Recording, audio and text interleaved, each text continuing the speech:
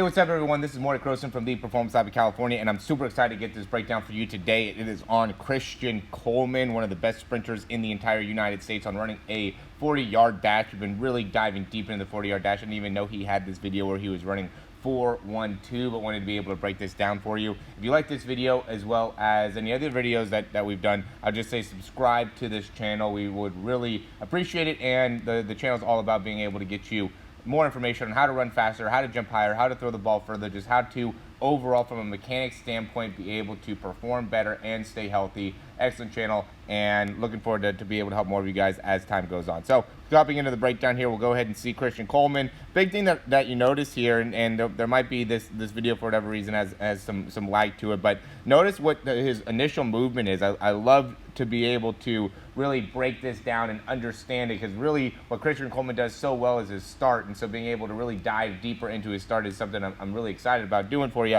And the first thing you can see him do is really bend that front knee and that back knee and lower the hip, right? See how that happens, where he goes and he bends that back knee, bends that hip, bends that front knee, and uses that to be able to create a lot of extension and explosion in that first leg, and make it so he's able to pick up a good amount of ground and stay very, very low on that first step. You can see, he doesn't actually, stride out a ton, but he gets a lot of explosion out of that first step because he kind of sinks down, and then from there is able to keep his hips very, very low. And what stands out is just how quick he is in those first few steps, where he's just boom, he's down, and then look how he lands with his foot right underneath him, his spine in a very forward position, and really with his knees not going very high on each one of his steps, right? You can see where his hip is and where his knee is. It's not really about the knee height. It's about being able to get that foot through and making it so he lands and gets that foot down, so then he could transfer right into the next step. He's still being able to maintain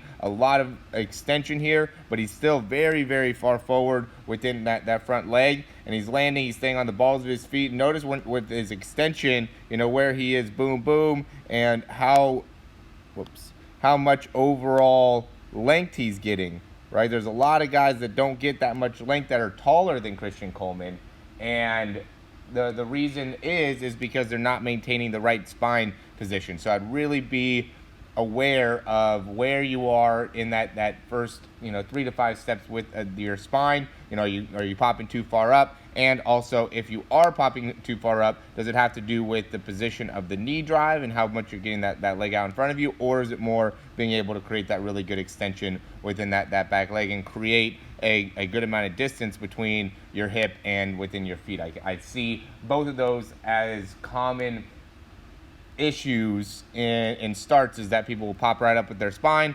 or they will not allow themselves to get very much extension or very much distance between their foot and their hip, and that really impacts them, especially at the beginning part of the run. Okay, so and even through here, he's still staying down very, very well, and then as he starts to go and take off, we get a different angle here. We'll get past the 10 yards. So now he's starting to really be able to open up, right? And what stands out when he starts opening up is really the amount of extension and external rotation that he's able to get in his legs. So right, he drives that foot forward and through, and now he starts to turn that foot outward a little bit, but he's also really getting a lot of extension within that leg. See how when he lands, he's not landing with very much bend in that knee. He's landing with that leg basically straight, and that makes it so now he's able to push off very, very quickly, and doesn't have very much lag time with that foot back behind him. See how when he pushes back off, he immediately gets that heel up to your butt. I see a lot of people that go and when they extend, they either don't get full extension when they're pushing off with that back leg, right? You really want to be able to maximize that extension within that back leg.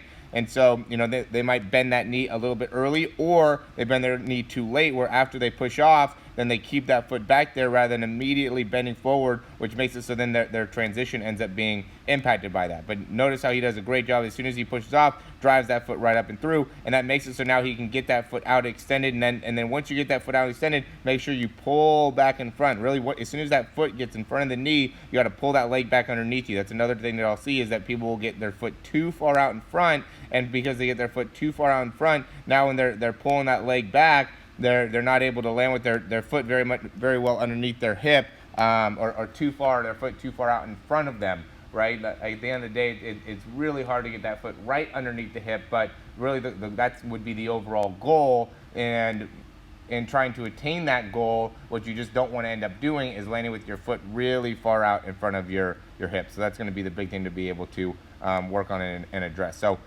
yeah, that's a quick little breakdown here on Christian Coleman. And really what I would do is watch that start beginning part over again, and really just watch the replay of that start. I mean, it's so good. You can find videos of it where, you know, he does such a great job of being able to explode in those first few steps, and that makes it so he's able to have so much success in that 40-yard dash by being able to maintain a really good position within the spine. And I even like that double knee bend and hip bend that he does at the beginning to really make it so he's able to create a lot of acceleration very quickly. All right?